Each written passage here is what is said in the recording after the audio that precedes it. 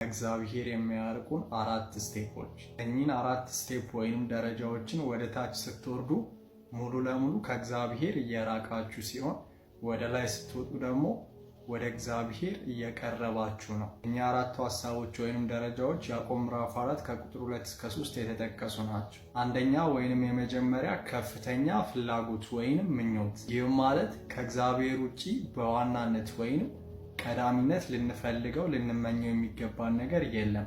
የመጀመሪያ የሰው ልጅ ውድቀት አዳምና ሔዋንን ስንመለከት ሔዋን ያንን ፍሬ ከመብላቷ በፊት በመጀመሪያ ለመብላት ያማረ እንደሆነና ለጥበብም መልካም እንደሆነ ካየች በኋላ ነው የበላችው። ይህም ማለት የእግዚአብሔር ትእዛዝ ሊበልጥብን እንጂ የእኛ ፍላጎትና ምኞት ሊበልጥብን ፈጽሞ አይገባም። ነገር ግን በዚህ ከፍተኛ ምኞት ምክንያት አዳምና ሔዋን ምን አደረጉ? ወደቁ። በፍጥረት ምዕራፍ 4 ላይ እግዚአብሔር የአቤልን መስዋዕት ተቀብሎ የቃየልን አልቀበልም ባለ ጊዜ ቃየል ምን ያደርጋል? ይናደዳል። በዛም ጊዜ እግዚአብሔር ለቃየል ምን ይለዋል?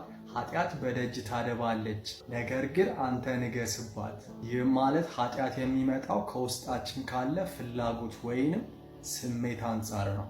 ሁለተኛ ከእግዚአብሔር የሚያርቀን ኃጢአት። የመጀመሪያው ከፍተኛ ምኞት ወይንም ፍላጎት፣ ከእግዚአብሔር በላይ አብልጠን የምንፈልገው ነገር ኃጢአትን ይፈጥርብናል። ኃጢአት ደግሞ በራሱ እስራትን ይፈጥራል። ምን ማለት ነው? ቅድም እንዳነሳ ነው ዘፍጥረት ምዕራፍ 4 ላይ እግዚአብሔር ለቃየል ሲነግረው የነበረው ቁጣ ወደ ቅናት ይቀየራል። ቅናት ደግሞ አቤልን ወደ መግደል እንዲያመራ ያደርገዋል። ያንን እግዚአብሔር ስለሚያውቅ ነበር ያንን የተናገረው። ቃየልም የእግዚአብሔርን ነገር አልሰማም። በዛ ምክንያት ቅናት ወደ እርሱ መጣ። በዛም ቅናት ተነሳስቶ ደግሞ ምን አደረገ? ወንድሙን ገደለ። ቃየን በመጀመሪያ በመቅናቱ ኃጢአት በመስራቱ ሌላ ኃጢአት ተከተለው። ይህም ማለት ኃጢአትን ስንሰራ ጥቃቅን ብለን የምናስባቸው ኃጢአቶች ሌላ ኃጢአትን ይዘውብን ይመጣሉ። ከእግዚአብሔር የራቅነውን ርቀት ያሰፋሉ።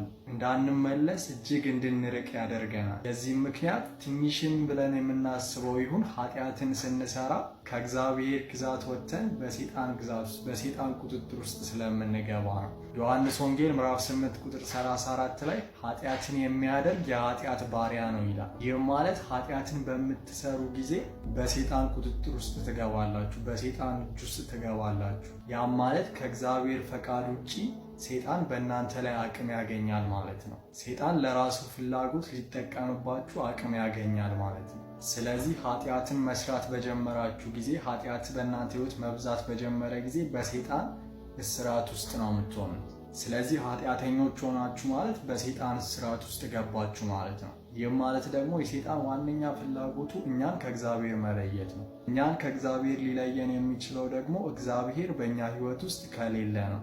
ስለዚህ እንዳትጸልዩና የእግዚአብሔርን ቃል እንዳታነቡ ያደርጋችኋል። ይህም ማለት ለብቻችሁ ያስቀራችኋል ማለት ነው። እሱ የማይችለውን እሱን የሚያሸንፈው እግዚአብሔርን ከእናንተ ሕይወት ያወጣዋል። እናንተ በራሳችሁ አቅም እንደሌላችሁ ስለሚያውቅ። ይህም ወደ 3ኛ ደረጃ ይመራናል። 3ኛ በራስ መኖር መጀመር። ይህም ማለት የእግዚአብሔር ነገር ከእናንተ ሕይወት ውስጥ ስለወጣ በሰይጣን እስራት ውስጥ ስለገባችሁ ነገሮችን በራሳችሁ ማድረግ ትጀምራላችሁ። የእግዚአብሔርን ፈቃድ መጠየቅ ታቆማላችሁ። ይህም ማለት ምኞታችሁን ሁሉ ፍላጎታችሁን ሁሉ በራሳችሁ ማድረግ ትጀምራላችሁ። ይህም ደግሞ የኃጢአት አዘቅት ውስጥ ይከታችኋል። ሙሉ ለሙሉ በሰይጣን ቁጥጥር ውስጥ እንድትሆኑ ያደርጋችኋል። መጀመሪያ ላይ ምኞት ነበረ። አንደኛ ላይ ያ ምኞትን ማስወገድ ሲያስፈልግ ያ ምኞት ምንን ወለደ? ኃጢአትን ወለደ።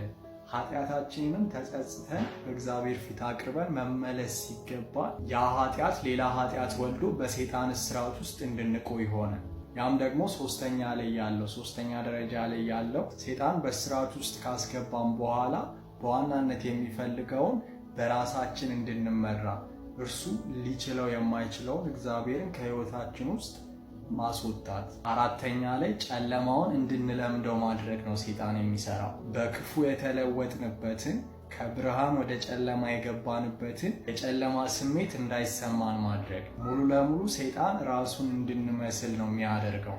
ይህም አራተኛ ምንድነው? እግዚአብሔር ለእኛ እንዲሰራ ማድረግ። ሴጣን አሁን በራሱ መኖር ጀምሮ ለራሱ ዓላማ እግዚአብሔርን ነው የሚጠይቀው። ኢዮብን ማጥፋት ሲፈልግ ምንድነው ያደረገው? እግዚአብሔር ጋር ሄዶ ነው የጠየቀው። የእግዚአብሔር ጥበቃ ያላቸውን ሰዎች ለመንካት ሲፈልግ እግዚአብሔር ጋር ሄዶ ነው የሚጠይቀው። ምኑን ተላምዶት? ክፋቱን ተላምዶት፣ በራሱ መኖርን ተላምዶት። ስለዚህ አሁን ላይ ብዙ ሰዎች ኃጢአት ማድረጋቸውን፣ ክፋት ማድረጋቸውን አያስተውሉትም። ከዚያም ባለፈ ደግሞ እግዚአብሔር ፊት ቀርበው የራሳቸውን ምኞት የራሳቸውን ፍላጎት ነው የሚለምኑት። እየበደሉት ያለን እግዚአብሔር፣ እያሳዘኑት ያለን እግዚአብሔርን ምሕረትን እንደመጠየቅና ለመመለስ እንደመሞከር እርሱ እንዲረዳቸው ለራሳቸው ዓላማ እግዚአብሔር እንዲያግዛቸው ነው የሚጠይቁት። ቃል የመጣበትን ክፍል እናንብበው። ያዕቆብ ምዕራፍ 4 ከቁጥር 1 እስከ 3 ድረስ እናንብበው። በእናንተ ዘንድ ጦርና ጠብ ከወዴት ይመጣሉ? በብልቶቻችሁ ውስጥ ከሚዋጉ ከእነዚህ ከምቾቶቻችሁ አይደሉምን? ትመኛላችሁ፣ ለእናንተም አይሆንም። ትገድላላችሁ፣ በብርቱም ትፈልጋላችሁ፣ ልታገኙም አትችሉ። ትለምናላችሁ፣ በምኞቶቻችሁ ትከፍሉ ዘንድ በክፉ ትለምናላችሁና አትቀበሉ። ስለዚህ እነዚህን አራቱን ደረጃዎች ወደ ታች ስትወርዱ ከእግዚአብሔር እየራቃችሁ ከብርሃን እየወጣችሁ ወደ ጨለማ እየገባችሁ ነው፣ ወይንም ገብታችኋል። ወደ ላይ ስትወጡ ደግሞ አራተኛውን ማታደርጉ ከሆነ ሶስተኛውን ማታደርጉ ወይንም ሶስተኛው ላይ የምትገኙ ከሆነ ሁለተኛው ላይ አንደኛው ላይ የምትገኙ ከሆነ ለመቀየር ቅርብ ናችሁ። እግዚአብሔርን ለመምሰል ቅርብ ናችሁ ማለት ነው። ወደ ብርሃኑ ለመግባት ቅርብ ናችሁ። አራቱም ደረጃ ላይ ከሌላችሁ እግዚአብሔርን መስላችኋል ማለት ነው። ስለዚህ የትኛው ደረጃ ላይ ናችሁ? ካላችሁበት ደረጃ አንድ ስቴፕ ከፍ ብላችሁ ወደ ላይ ውጡ። ይህንን ደግሞ ልታደርጉ የምትችሉት በእግዚአብሔር ኃይል ነው፣ ወደ እግዚአብሔር በመቅረብ